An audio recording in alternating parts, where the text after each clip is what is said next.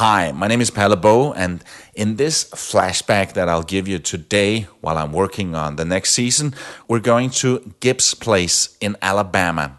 Gibbs Place is a legendary juke joint in Gibbs' backyard in a small, sleepy city, Bessemer in Alabama. Here I meet the legendary Henry Gibson. He's a 97-year-old guy and a very interesting person. Gibbs Place has been operating since 1952, and many of the big names in blues and rock have played right here in Gibbs' backyard. James Brown, Elvis Presley, John Lee Hooker, Muddy Waters, Keith Richards, Jimmy Page, Robert Plant, and many others. They've all played right here. I hope you enjoy this episode. And I had somebody like James Brown to come on here. James Brown played here? Yeah, all of them been here, James Brown, Buddy Guy. You see Elvis Spencer. Meet Palle Bo, a digital nomad from Denmark on an epic journey around the world. At the age of 50, he made a bold decision. He sold everything, his house, his car, his furniture, and set out with a quest to visit every single country in the world, documenting everything along the way. This is the Radio Vagabond Podcast. I'm heading towards Gibbs Place in Bessemer, Alabama. It's been operating since 1952. Mark from the Blues and Rock Museum gave me an address, and I logged that into my GPS as I was getting close to Bessemer. And I honestly thought that there was some kind of mistake as I was entering this small city. I was driving up a hill in a residential area, and up on the corner, my GPS said, "You have now reached your destination." I stopped the car and got out, and I still couldn't believe it. It did not look like a music venue. The first thing that gives it away is a green portable toilet.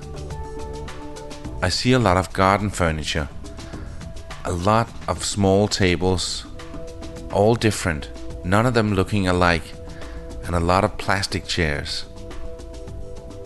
As I stand there looking into the garden, I notice an old man in a shed next to where I'm standing. Could this be the legendary Henry Gibson, grave digger by day and bluesman by night? I'm from Denmark. Yeah, you from Denmark? Yeah, and yesterday I was at the Rock and Soul Museum in Clarksdale. Yeah. And the lady there... You mean Clarksdale, Mississippi? Yeah, exactly. Okay. And the lady there, her name is Mark. She said, if you're heading up close to Birmingham, you got to go and see Gib. And she showed me a picture of you and said that... God bless you, brother. Yeah, so Denmark.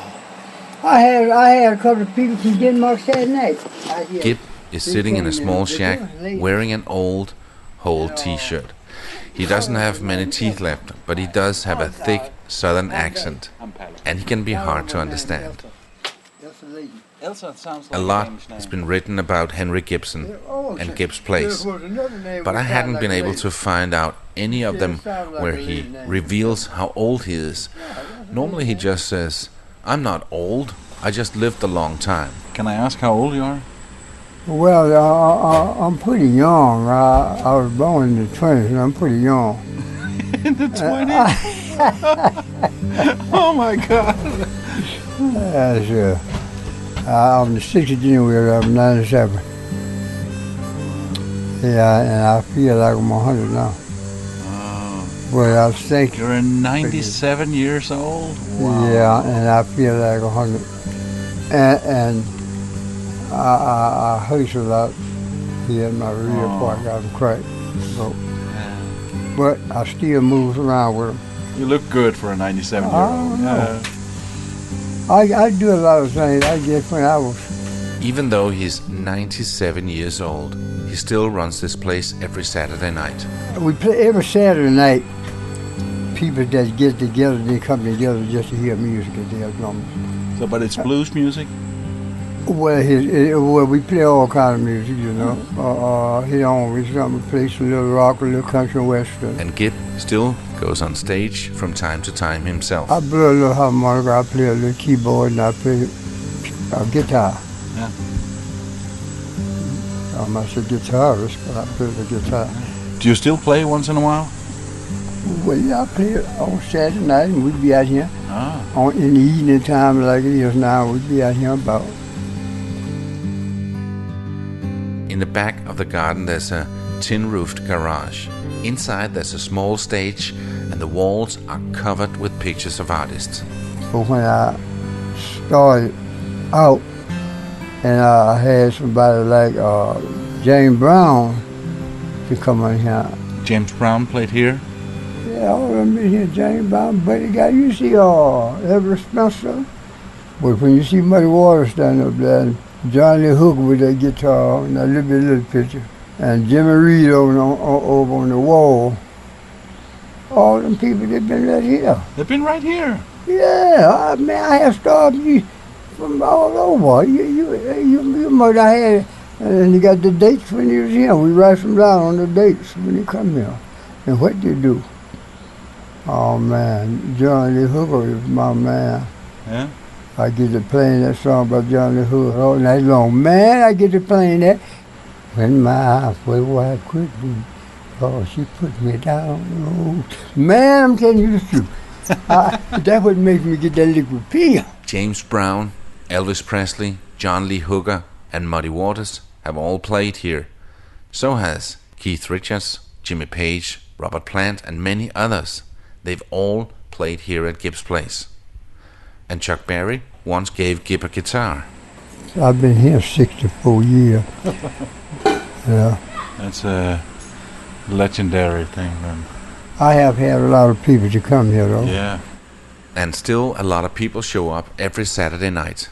As Gibb says, you can't get in. You can't get in. Wow. All the way up to about 3 blocks. Wow. You can't get in. And Saturday I'll be here playing and probably being leaving. I keep me up to half the night. Oh. Anyway, every night we have people coming in. Yeah. You have the energy for that? Well, they be bringing stuff in here, and with the energy and the liquid pill, that's it.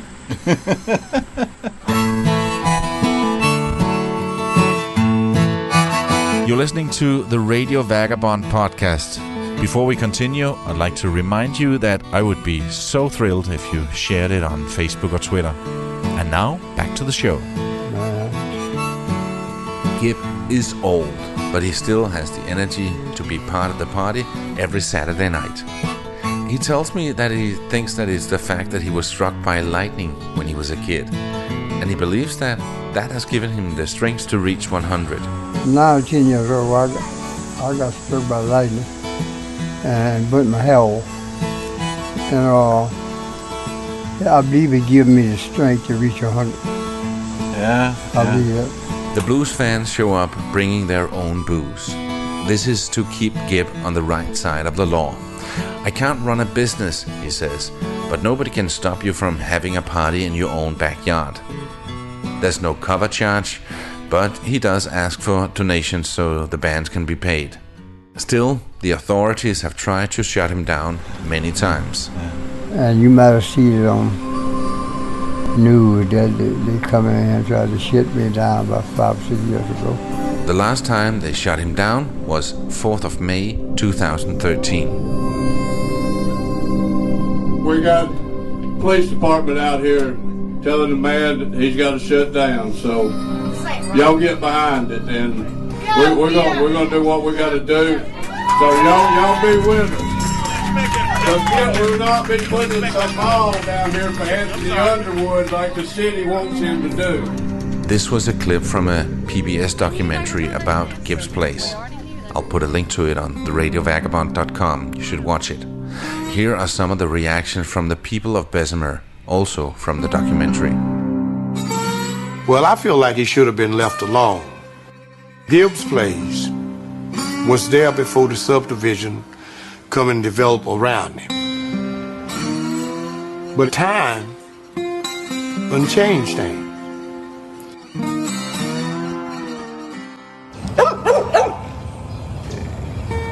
I hate to see an institution like Gibbs just sort of be made to go away. They're cultural icons, these juke joints. When they're gone, they're always gone. They're not coming back. When these men are gone, their places will be gone, or they just won't be what they were. It's as much a reflection of the owner's personality as it is the musicians and the music that's played there. That will go away. It will not be here in a few years. When the dust of man comes, to the dust he shall return.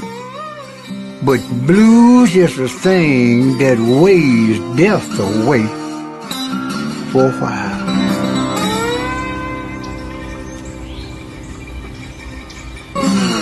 Gibb is a local hero, and the people of Bessemer want him to stay. And so does the city in some ways. Just not in a backyard in a residential neighborhood with neighbors. So they suggested that he moved it to the mall in the city. Gibb even went to see one of the places that could be the new Gibbs Place. But it would just not be the same. And Gibb didn't want to go down without a fight. At a hearing in Bessemer City Hall, he showed up with supporters, both from the city and from all over the world. One of the arguments was that he's been there for so many years, so when the neighbors moved in, they knew that there would be a party every Saturday night. In the meeting, Gibb took the microphone himself and said that he wouldn't move into the mall. He said that he wanted to stay, and now it was up to them to make a decision. Thank you for allowing me to speak. My name is Gibb Gibson, and known as Henry, the only Jew child. But what I want to stand and ask before everyone in here, the council is making a great mistake. I'm not intended to move to the mall, that's what I'm saying, and I'm not intended to move nowhere. I'm going to do as I am doing, and we're going to overcome this. And so you can take it from there and do what you want. In the weeks after, Gibb got even more support from all over the world, and the city decided that they should find a way to keep it. So they made a deal. Gibbs Place stopped selling food, they improved the electrical system so there wouldn't be a spark that started a fire, they created parking places, and they did some other improvements. And now Gibbs Place is back every Saturday night. Give it up for Mr. Gibb one more time. Give it up for him. We're here at Gibbs Place. It's a Gibbs Place, y'all. We're all guests at Mr. Gibbs Place. As Gibb told me, as I was about to leave, he just wants people to come together. No matter what color they are, it's still blues. And I just want people to come together, that's all. And that's what they're doing. No black, no white, just blues.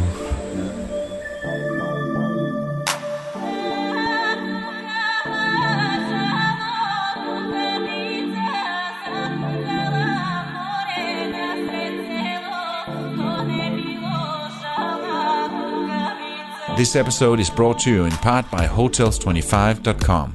It's a website that helps you find the best prices on hotels around the world. Hotels25.com, it's best price guaranteed. As I mentioned in the beginning, here in Alabama, I'm staying at two different hotels because my couchsurfing host stood me up. So I went on Hotel25 and found two budget hotels. The first one was Motel 6 in Tuscaloosa, and the second one was Days Inn in Birmingham. And one of the things that I was looking forward to was getting online. Go right up these stairs. Okay, and the Wi-Fi code is up there. The Wi-Fi code is $3.26 with tax. You gotta pay for it. It ain't free. It said so when I booked it. It ain't free. It ain't free. You taxi driver? No. Oh, okay. Taxi driver over there, man. At Motel 6, the lady gave me a password. That's your Wi-Fi code. If you have any problems with your Wi-Fi, call this number right here. They'll walk you through it. Okay, thank you so much. And also a phone number, and said if you have any problems getting online, just call this number. And I did. I could not make the password work, so I called the number and was on hold for around 35 minutes. Then I thought something must be wrong, so I hung up and called back again and was on hold for 25 minutes. Finally, a guy answered, and when I gave him the password, he said, "Are you sure this is the right password? I don't see it anywhere." So I went back to the woman, and she found out that she gave me a wrong password. So the first half was right, but then the second half was a part of the password after me. But I managed to do it. The second hotel, they said you can just log on. It's open and you don't need a password. So I thought, oh, this is great. And I tried to log on for 2 hours. And when I went to the reception, he said, "Oh, let me reboot the router and try again." So I tried again for another hour. And then I went down there again. The guy behind the counter said, "Let me come to your room and try to log on up there." So he managed to do some magic, and I was finally online, but only on my computer. I never managed to get online on my phone. So this morning I went to a McDonald's and bought a cup of coffee in order to use their Wi-Fi. You see, I needed to download the offline version of Google Maps for the area that I'm driving in today. And I did, and I'm now off to my next stop, which is going to be Chattanooga. And I'm so looking forward to that.